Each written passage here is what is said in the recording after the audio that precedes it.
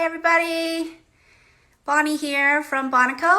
We are back for day 16, I think it's day 16 anyway, of Bonico Bingo.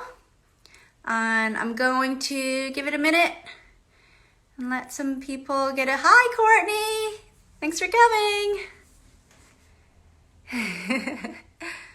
Have a bunch of people playing catch up, I think. Hi, Karen. Glad you could make it. I can't believe we're already on day 16. Hi, Hannah. How you doing? Oh, and I realize I have a habit of doing this when I'm on live. Like fidgety, wiggly. Hi, Laura. Oh, we got a few people coming on today. That's good. Is it the day of the week or the time of the day? Wonder. Okay, I think I'm gonna hop right into it because I am anxious to find out what we get today. Flying by, yeah, right? Let's see what I get today. Okay. Oh boy. Okay. It's the buttonhole wheel. Stretch those hips. Yeah, I got it right. I went for a nice long walk today, so that was nice. Buttonhole wheel. My buttonhole wheel notes. Today's the buttonhole wheel. All right. I actually really love this stitch. It's a really fun one. A little tricky getting started, I found, but once you get the hang of it, it's pretty fun. So let's turn this camera around. Where's that little opening there? Here we go. All right, buttonhole wheel. Let me show you a few examples of buttonhole wheel. So on this one here, Hannah did one where they meet in the center. So she did a little baby one. It's not on the border? Oh, okay. It's not on the border for Courtney, unfortunately, but we will get down to it and you'll see it's actually a very fun, pretty stitch to make. And here's one where Hannah did it with an open center and then she added a French knot. I think it's a French knot in the center. And then on this one here, I used it a little more like a fill. Like I wanted to kind of cover up the square as much as I could. And so I made a few of them partial here to fill in the extra space. So you can do that as well and play around with it. Hannah said she pulled her little one a little too tight. Yeah, maybe it could just be, because it pulled in a little, yeah. So she means like here on the edges, it kind of pulled in. But you know, if these guidelines weren't drawn on there, you would never even know. It's fine. We won't tell anyone, Hannah. You don't have to say that. But anyway, as far as the buttonhole wheel, it's also called the wheel stitch, buttonhole rings, or you can use them for flowers. So they're also known as buttonhole flowers. But you will need, it helps to draw a guide for this. Let's see. Let me think if there are any other design tips before I go on to the demo. Let's see, we talked about leaving the inside open. You can combine them to make concentric rings like we did here. So work your way out around it if you'd like. You can also try different shapes for the outer line of stitching. If you didn't want them to be actual circles, they don't have to be of like a circle shape. They could be a little more irregular and a little more organic. So you could also play around with that. And yeah, like I said before, just like we did on the Lazy Daisy, you can do partial ones in either the corner or half or something like that. So just play around with it, see what strikes your fancy. I'm gonna get a circle template and get a circle on the demo and show you.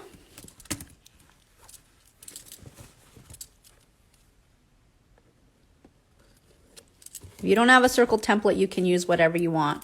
Post a picture of the samples for those of us who will be trying this. Yes, absolutely. Yes, we could put it in the group, the album maybe, or do you want it here posted in stories? What would be easier, you think? Courtney had asked if we could post a picture of the finished stitching. You can do it either. I'm going to do a closed one here. It could also be helpful for you if you'd like to do a few little spokes. They give you some guidelines for the straight ends of the stitching, the straight parts of the stitching, but you don't have to. They can just be regular open circles if you'd like. Okay, so let's pick up let's do pink today. All right. Stories. Okay, yes, I can absolutely put that in stories. Or both, as Hannah said. Okay, so the way you start this, these are obviously great for round or circular elements and flowers, as we said. I'm using a size 3 embroidery needle right now with 3 strands.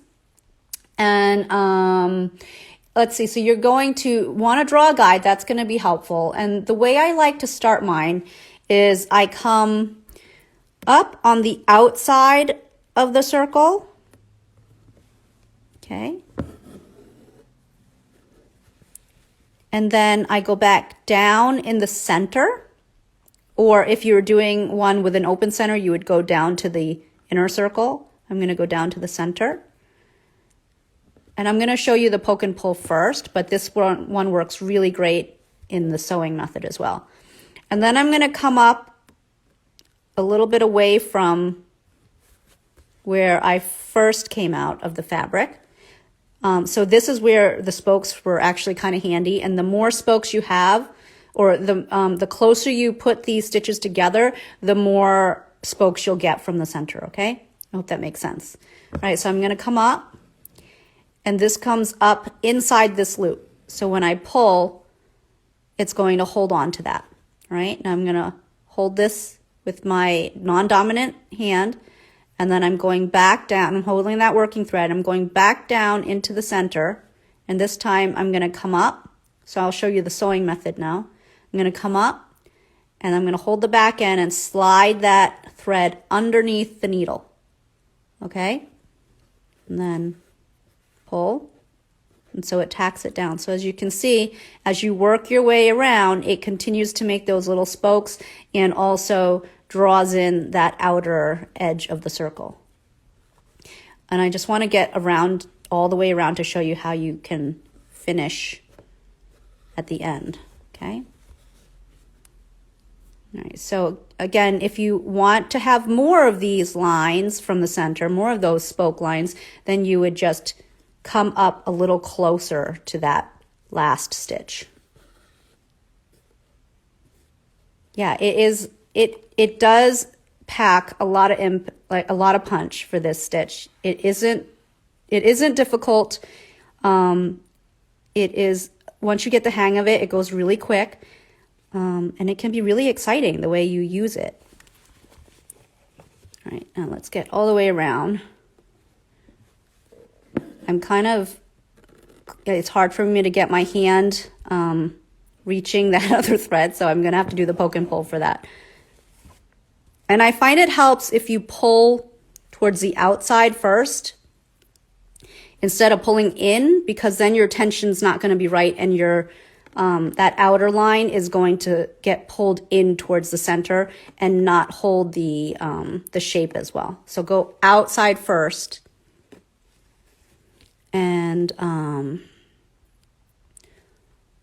okay, so let's go back in. Hannah was saying, for those of you that are watching the replay later, because you won't get to see the comments, but Hannah said that if you have time, check out Rebecca Rehnquist's buttonhole wheels, because she makes them huge with many layers and colors. Rebecca is one of our favorites. We love Rebecca. We call her Becky, even though we don't really know her personally, but like, oh, Becky is so great. We love her. She's amazing. We love her philosophy. We love her style. One of the many who inspire us to do what we do as well. And we just hope someday that we can inspire others the same way they've inspired us. Okay, so I'm almost all the way around. And so when you get back to the other side, what you do is you then weave underneath that first stitch. I'll make sure I don't get caught in my hardware. Okay, and then you go back down into the center and you can tie off in the back. And that's how you kind of connect the stitches, okay, as you get all the way around. So that is the buttonhole wheel. So let's see what we can do here on our sampler, on our bingo board. So mine is here. I'll probably only do the green. You could play around with it if you have it in a spot that is multiple colors. You could play around with it the way we did in the ribbed spider web. But you just, again, you have to sort of think about where you stop and start the stitch and kind of connect those thread colors in your head as you're going. I don't have it in a spot that I can really show that properly, but it's doable, and maybe at some point we could hop on and demonstrate something like that, but on this bingo board it doesn't show that, so I'm going to stick with what I've got. So if anybody has any questions, you can DM us or whatever, or we can maybe come to a stitch and chat or something like that, and we could show something like that. But here I'm going to stick with the green. Okay, so I'm going to use, this time I'm going to use 6 strands. I just want something a little bit fuller. So the more strands, the more texture you're going to get. Okay, so in this one, it's going to have an open center. I'm going to start on the outside circle. And then you just kind of think about like if you had hidden like imaginary spokes here, you just work your way around, okay?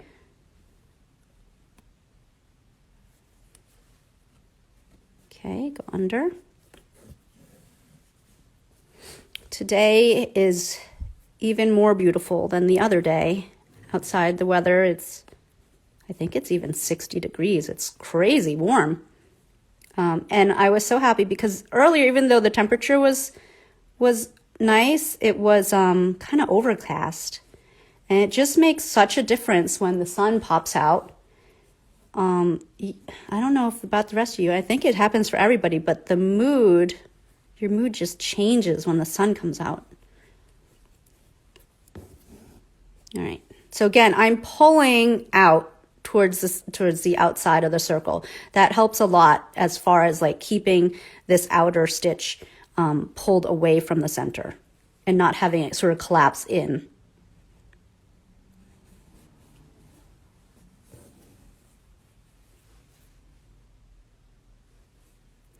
And as you can see, the sewing method definitely helps make this go faster. You just make sure that thread goes underneath, that working thread goes underneath your needle as you come out. Yes, we need the sun. Yeah. And the winter too is like so dull and drab and short days, so we try to make the most of every bit of the sun we can get. And I think, let's see, I want to finish this one, and then I think on the other one, I'd like to do it a little more irregular on the outside, and let's play around with that and see how that looks.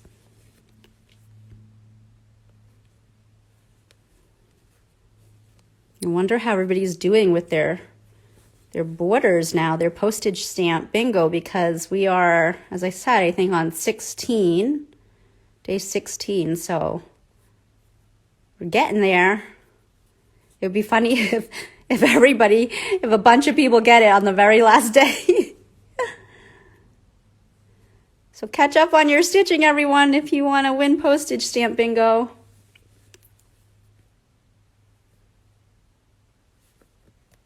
Okay, go under, and then I think that'll be the last one. Okay, So I go, as I said, at the end. Let me just pull all these strands. They all come back together. And they're getting a little bit separated. You need 6. Oh, okay. You still need 6. Yeah. So Marilyn still needs 6 to get postage stamp.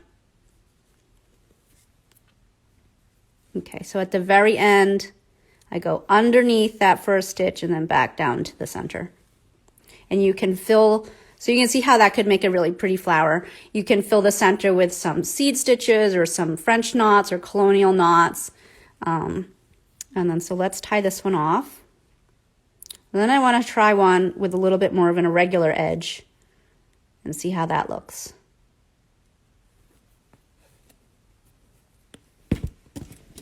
You know, Hannah and I just got our first bingo, I think yesterday, when I did the couching stitch. But we haven't stitched our center stitch, so technically we couldn't have won. All right, so let me switch to 3 strands green again.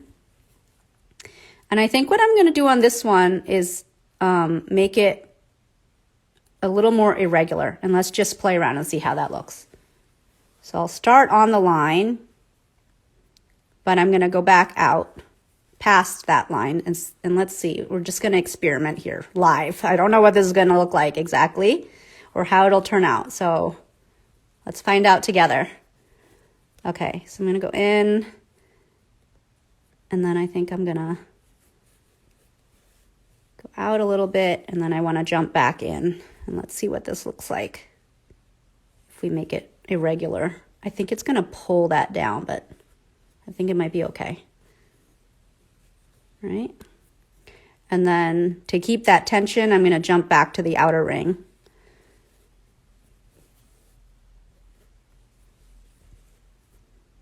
Okay.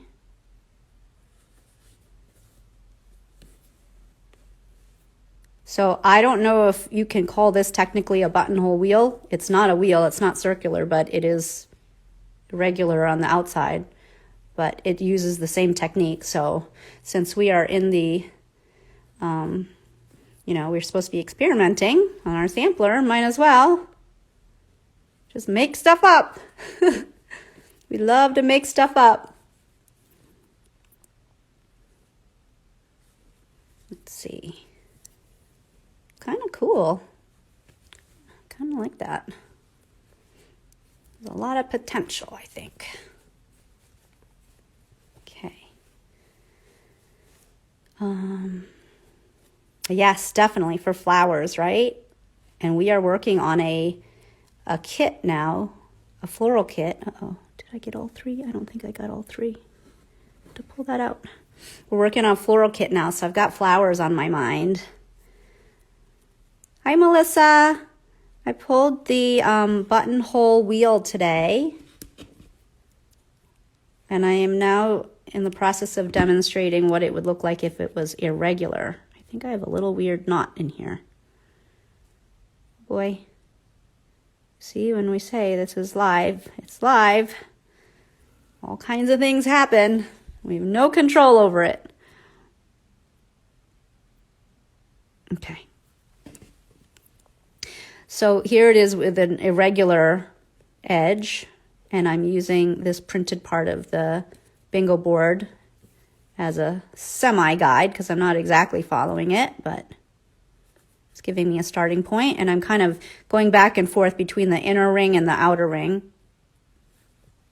and just playing around with it. So you can do it as a circle, or you can do it a little more irregular. You can do it with an open center or a closed one.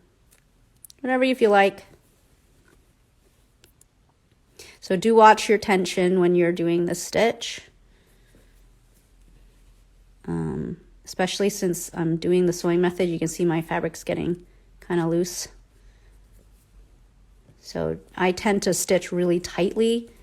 I pull really tight, so just be careful of that. Otherwise, when you take it off the hoop, it might be all puckery. And I suppose you could play with the spacing of these spokes. They don't have to be even. They can be irregular. Oh, I hope I have enough thread. I'm getting to the end. Can I make it all the way around? Almost pulled it out. Okay. I don't think I'm going to make it, and I'm so close, but I don't think it's going to happen. So I think what I'll do, I'll show you how you can, if you run out of thread, what you have to do or what you could do to kind of pick up where you left off. So I'm going to tack that last stitch and tie it off, and then I'm gonna have to kind of reconnect. Ooh, I'm like right at the end.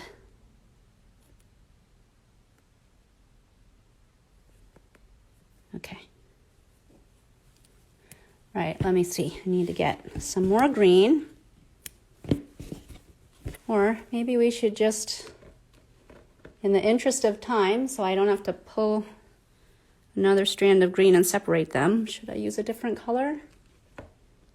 Oh no. The perfectionist in me will not allow it. All right, let's get some more green.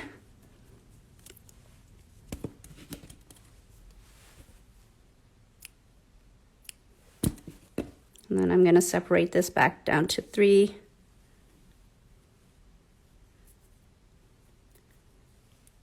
Ooh. Okay, let's get this threaded. Thank you for those of you who are sticking around for this. What did I do with my needle? Did I stick it back up in here? I must have. Okay, so let's get this one threaded again. Get a knot.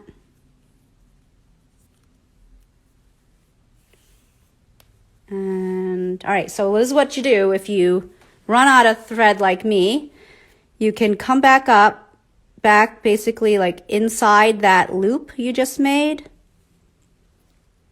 Okay, so I'm back inside the loop, and then you keep going. And just again, when you have all this fabric, scrunch it up so it gets out of the way.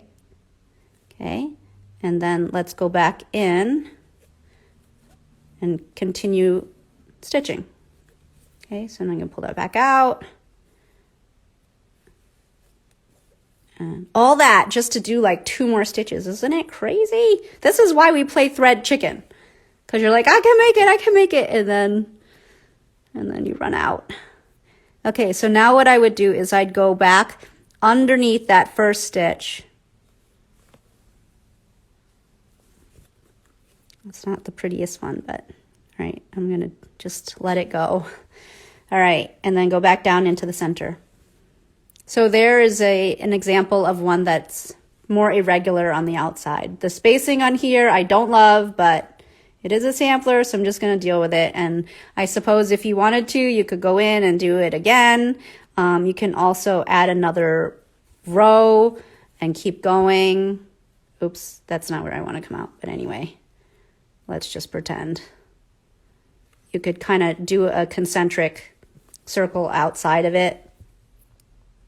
I don't think I started that one quite right, but I think you get the idea. Okay, so here I can kind of go around this adjacent circle since I'm doing an irregular edge and really just sort of, meet up against it. And then I can just keep going all the way around. I am not going to bore you with me going all the way around. I will let you all go. But thank you very much for coming and watching. So today's stitch is the buttonhole wheel. Go have fun with it. I will be back tomorrow. Tomorrow's Thursday. It'll be in the evening, so I'll see you guys at 8 tomorrow. All right. Happy Wednesday, everyone. Bye.